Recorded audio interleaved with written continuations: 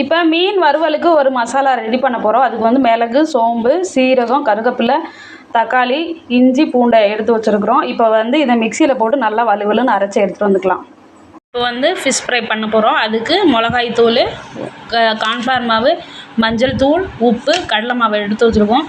நம்ம வந்து மிக்சியில் அரைச்ச மசாலாவை இதோட மிக்ஸ் பண்ணிக்க போகிறோம். நம்ம அரைச்சிருக்க மசாலாவை இதில் போட போகிறோம்.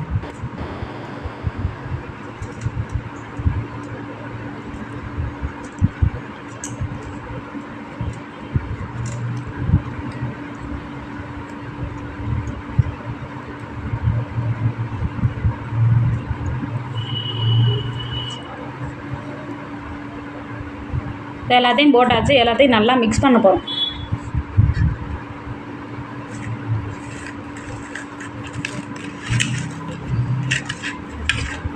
கொஞ்சோண்டு தண்ணி சேர்த்துக்கலாம். ஏன்னா அந்த மசாலா மிக்ஸ் ஆகிறதுக்கு கொஞ்சோண்டு தண்ணி சேர்த்துக்கலாம். நல்லா மிக்ஸ் பண்ணிக்கலாம். இப்போ வந்து மசாலாவை நல்லா நம்ம மிக்ஸ் பண்ணி வச்சுட்டோம். இப்போ வந்து ஜிலேபி மீனும் வாவல் மீனும் நம்ம வச்சுருக்கோம். இதை வந்து மசாலாவில் போட்டு நம்ம நல்லா மிக்ஸ் பண்ணிக்கலாம். இந்த மசாலா ரொம்ப டேஸ்ட்டாக இருக்கும். பொரிக்கும் போதே வீட்டில் நல்லா வாசனை கம்மன்னு இருக்கும்.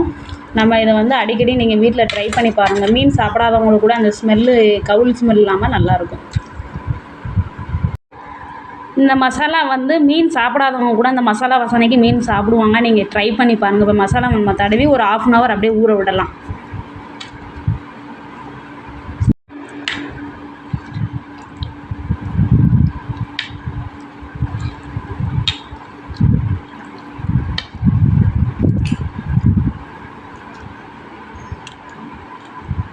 இதே மாதிரி எல்லா மீனையும் தடவி நம்ம ஒரு 1/2 hour கழித்து பொரிக்கலாம்.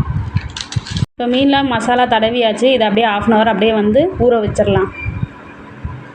ஒரு 1 hour ஃபிஷ் வந்து நல்லா மசாலாவில் ஊறிடுச்சு. இப்போ வந்து நம்ம ஃப்ரை பண்ண போகிறோம்.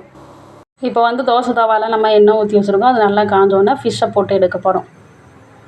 நல்லா காஞ்சிருச்சு. அதில் 2 கறி லீஃப் வச்சுக்கிறோம். அதுக்கு மேலே ஃபிஷ்ஷை வைக்கலாம்.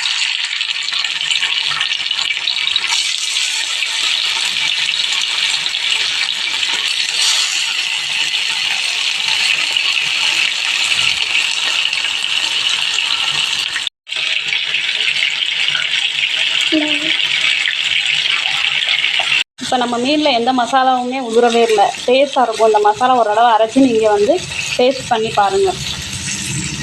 மசாலா உதிராமலே நம்மளுக்கு வந்து ஃபிஷ் ஃப்ரை ரெடி ஆயிடுச்சு. டேஸ்ட்டாக இருக்கும். இதை நீங்கள் ஒரு தடவை ட்ரை பண்ணி பாருங்கள்.